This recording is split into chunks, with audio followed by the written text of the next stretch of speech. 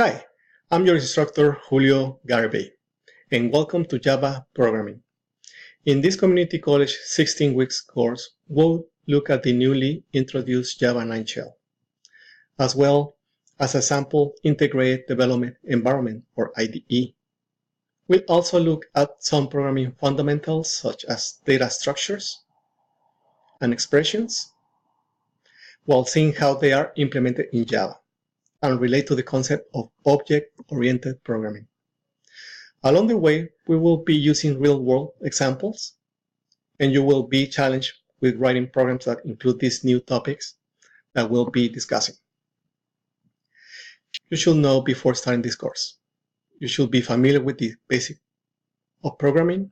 These include basic data types such as int, double, boolean, and knowing how to use them.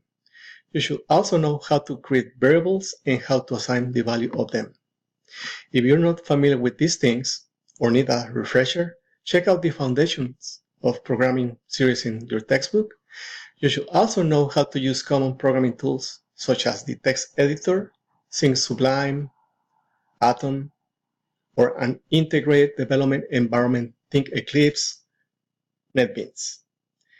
In this course, we'll be using the community edition of NetBeans, but you are welcome to use whatever IDE you like. Once you feel comfortable with this concept, you are ready to start programming in Java. Let's go ahead and jump right into Module 1.